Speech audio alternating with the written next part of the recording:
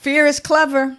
It dresses up like logic, love, and protection, but it's often the costume keeping us from real freedom. Let's unmask that today on A Spiritual Remedy.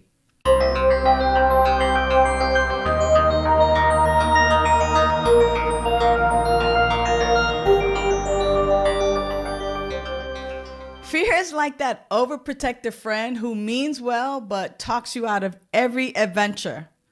Don't try that. You'll look stupid. Let's just stay home and reorganize our trauma again. Let's face it, just because you're clean and sober, it doesn't mean that fear is going to automatically be gone. It hasn't totally left my life as it is right now, and I've been sober for over 3 decades. It just changes. I remember fears in my early days of sobriety, and those fears were like, what if I can't stay sober? Or will my family ever trust me again? Now that I've been sober for quite some time, my fears are more like, can I handle trauma without numbing out? Will I die alone? Is this even working? Fear shows up in a lot of areas of our life. It shows up in our dreams and our relationships and our bills and even in joy. It's pretty sticky. And what I get to remember and what you get to recognize and notice for yourself is that we tend to manage our fears. And what do I mean by that? Well, even without drinking or drugging, many of us still reach for those quick comforts.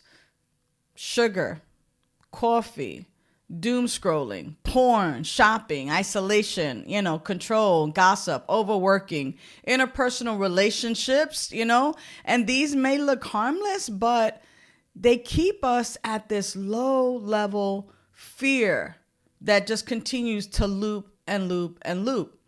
Now, I remember when I was a kid and I wanted to have the experience and the adventure of diving into a pool, or at least jumping off of the diving board into the pool. And I went up there, I climbed up, and once I was there on that diving board, I kind of walked back and forth like, am I going to do this? And people were still behind me waiting in line. I must have been about 8, maybe 9. I was frozen by fear. And at some point, that self-talk was just like, just jump. And if I jump close to the edge, at least I don't have far to go to get to the edge, because it was deep water. I jumped. I almost missed the pool. The lifeguard had come down, and I remember jumping in and just like my hand caught the edge of the pool. Like the lifeguard thought I was gonna like not even be in the pool. As an adult, that fear also gets me. I remember being in Maui, and my beloved and I were snuba diving. Now, snuba is you wear a mask like a scuba diving mask, and instead of having the tank on your back, it's on a floaty, and you have like 25 feet of line of oxygen just there. But fear told me, oh no, don't trust the mask. You're going to die. You're going to die. Don't.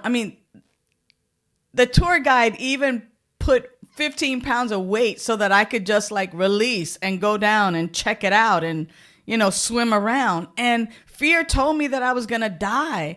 And the thing is that as a minister and as someone who says and who believes that life is eternal, that was the moment for me. It was like, after spending a 10, 15 minutes of a half an hour tour to be out there, it was like either life is eternal or it ain't. Pick one and live it.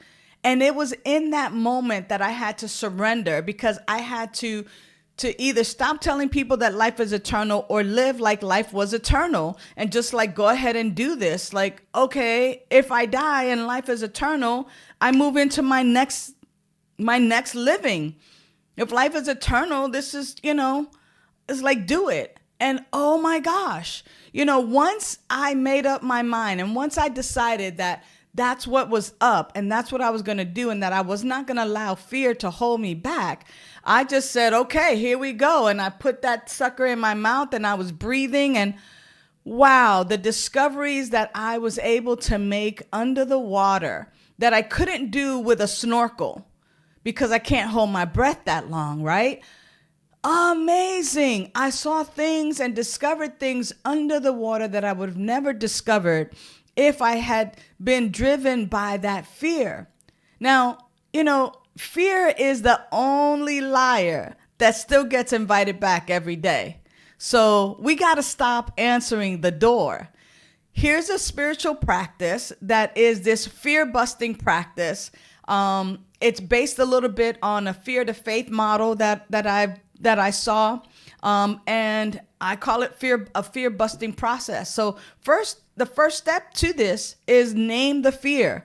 What is the fear? So, I'm afraid blank, and fill in the blank. I'm afraid of losing my job. I'm afraid of being alone. The second step is expose the lie. The false belief behind this is, well, the job is not my source. And the false belief is that I'm never really alone. So the third step is speak the spiritual truth. Well, the greater truth is God, life, infinite intelligence is my source and supply. Within me is the greatest gift. So I'm never alone. When I feel this fear, step number 4, I try to soothe it with, so if I'm afraid of losing my job, or you might be afraid of losing your job, you may soothe that habit with doom scrolling. Or if you're afraid of being alone, you might start binge watching shows, right? When I feel this fear, I try to soothe it with doom scrolling, binge watching, overeating, porn, shopping, whatever it is, fill in the blank there. Now comes step 5, shift and trust. And in shift and trust, instead, I choose to, instead of doom scrolling, instead of porn, instead of shopping, I choose to improve on my skills. Instead, I choose to practice a cascade of gratitude and appreciation, meaning I'm grateful for my life. I'm grateful for my work. I'm grateful for a roof over my head. I'm grateful for a bed. I'm grateful, for shoes on my feet and clothes in my closet that I can choose from. Or instead of the behaviors of soothing that fear and thinking that I'm going to be alone. So instead, I choose to invite people for coffee or for companionship, for a walk. See, today I choose to face everything and recover. And life, I trust life. I trust that life holds me and keeps me. Fear kept me from jumping. It kept me from diving in and scuba diving. It kept me from loving and living. But trust, that gives me access to the beauty beneath the surface. And recovery is the courage to dive anyway. So, beloveds, whenever you are driven by 100 forms of fear, remember, name the fear, expose the lie, speak the spiritual truth, check out how you soothe that fear, and then shift it with trust. And believe me, those 100 forms of fear will begin to leave you as you trust that higher power, that source, that living intelligence is the solution to all of your daily living problems. If you want more help or more guidance or even more on this topic of 100 forms of fear, please just email me. I'm here for you, and together we overcome fear and begin to live a life of love and of freedom and of trust. So until the next time, know that you are loved. Bye for now.